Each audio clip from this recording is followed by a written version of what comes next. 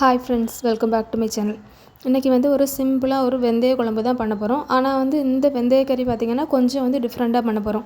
நம்ம வெந்தயத்தை நல்லா வறுத்துட்டு பொடிச்சிட்டு அந்த மாதிரி பண்ண போகிறோம். டேஸ்ட்டு நல்லாயிருக்கும். ஏன்னா வெந்தயத்தை பொடிச்சு போடும்போது அந்த டேஸ்ட்டு அந்த ஃப்ளேவர் அப்படியே அந்த குழம்புல இருக்கும். அதனால தான் இப்போ அடுப்பில் ஒரு பேன் வச்சுடுங்க. பேன் வச்சுட்டு இதில் 1.5 டீஸ்பூன் அளவுக்கு வெந்தயம் போட்டுக்கலாம்.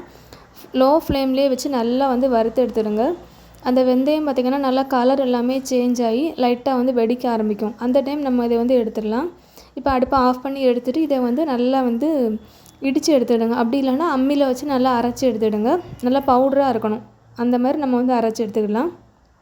நான் இன்றைக்கி கல்லில் தான் போட்டு இடித்து எடுத்துருக்கேன். ஏன்னா கம்மியான குவான்டிட்டி தான், அதனால தான். இப்போ அரைச்சி எடுத்து தனியாக எடுத்து அப்படியே வச்சுருங்க. இப்போ இதில் பார்த்திங்கன்னா இதில் ஒரு 2 டேபிள் ஸ்பூன் அளவுக்கு எண்ணெய் ஊற்றிடுங்க.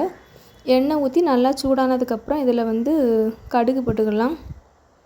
கடுகு போட்டு நல்லா வெடித்ததுக்கப்புறம் நம்ம கருவேப்பிலை போட்டுக்கலாம். இப்போ கருவேப்பிலையும் போட்டு நல்லா வெடிக்க ஆரம்பிச்சிட்டு இதுக்கப்புறம் இதில் ஒரு 6 பல் பூண்டை பொடியாக கட் பண்ணி வச்சுருந்தேன். அதையும் போட்டுட்டு ஒரு 30 செகண்டுக்கு நல்லா வதக்கி விட்டுவிடுங்க அந்த எண்ணெயிலேயே. இப்போ நல்லா வதக்கியாச்சு. வதக்கினதுக்கப்புறம் இதில் உள்ளி ஒரு பெரிய சைஸ் உள்ளி பொடியாக கட் பண்ணி வச்சுருக்கேன். அதை இதில் போட்டுக்கிடலாம்.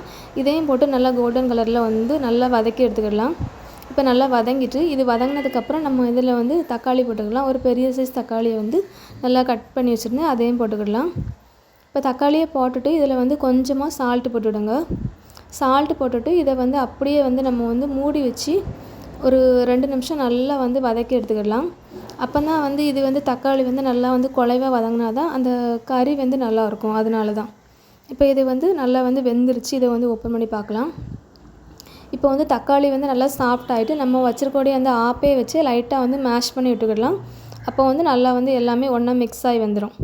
இப்போ மசாலா பொடியெல்லாம் ஆட் பண்ணிடலாம். இதில் கலருக்காக நான் 1 டீஸ்பூன் அளவுக்கு காஷ்மீரி வத்தல் பொடி, அதுக்கப்புறம் 1/2 டீஸ்பூன் அளவுக்கு மஞ்சள் பொடி, ஒரு 1/2 டீஸ்பூன் அளவுக்கு ஜீரகப்பொடி, ஒரு 1/2 டீஸ்பூன் அளவுக்கு மல்லிப்பொடி, இது எல்லாமே போட்டுட்டு கொஞ்சமாக ஒரு 1/2 டேபிள் ஸ்பூன் அளவுக்கு மட்டும் வத்தல் பொடி போட்டிருக்கேன். போட்டுட்டு இதை ஒரு நிமிஷம் நல்லா வதக்கிடுங்க. ஃப்ளேமை நல்லா கம்மி பண்ணிடுங்க. அப்படி இல்லைன்னா மசாலா கருக மாதிரி ஆயிரும். அதனால தான். இப்போ இதில் ஒரு லெமன் சைஸ் அளவுக்கு புளியை ஊற வச்சு நல்லா அதோட ஜூஸை எடுத்து வச்சுருந்தேன். இப்போ அதையும் ஊற்றிக்கிடுங்க. புளியோட அளவு உங்களுக்கு புளி இதோட அதிகமாக வேணால் இதோட கொஞ்சம் அதிகமாக போட்டுக்கிடலாம். இப்போ புளியை நல்லா கரைச்சி ஊற்றினதுக்கப்புறம் லைட்டாக மிக்ஸ் பண்ணி விட்டுவிடுங்க. இப்போ இதுக்கு நம்ம தேங்காய் அரைச்சி எடுத்துக்கிடலாம். ஒரு மிக்ஸி ஜாரில் ஒரு 1.5 கப் அளவுக்கு தேங்காய் துருவுனது, இது கூடவே கொஞ்சமாக அது மூழ்கிற அளவுக்கு மட்டும் தண்ணி ஊற்றி நல்லா பேஸ்ட்டு மாதிரி அரைச்சி எடுத்துக்கிடலாம். தேங்காய் ரொம்ப திருன்னு அந்த மாதிரிலாம் இருக்கக்கூடாது. நல்லா பேஸ்ட் மாதிரி இருக்கணும். அப்போ தான் கறி டேஸ்ட்டாக இருக்கும். அதனால தான். இப்போ பார்த்திங்கன்னா நல்லா அரைச்சி எடுத்தாச்சு. பார்த்தாலே தெரியும் நல்லா பேஸ்ட் மாதிரி நல்லா வந்திருக்கு. இப்போ அரைச்ச தேங்காய் நம்ம அந்த குழம்புல ஊற்றிக்கிடலாம். இதை ஊற்றிட்டு இதில் பார்த்திங்கன்னா ஒரு 2.5 கப் அளவுக்கு தண்ணி. நான் இன்றைக்கி பண்ணுறது பார்த்திங்கன்னா ஒரு 8லேருந்து 10 பேர் இதில் சாப்பிடலாம். இப்போ ஊற்றியாச்சு. ஊற்றிட்டு நல்லா மிக்ஸ் பண்ணி விட்டுவிடுங்க.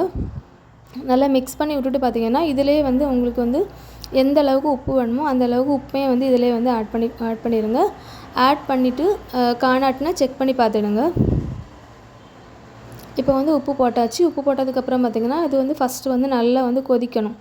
கொதித்ததுக்கப்புறம் நம்ம கறியை மூடி வச்சா தான் அந்த நல்லா அந்த அதில் இருக்கக்கூடிய ஃப்ளேவர் எல்லாமே அதிலே இறங்கும். அதனால தான்.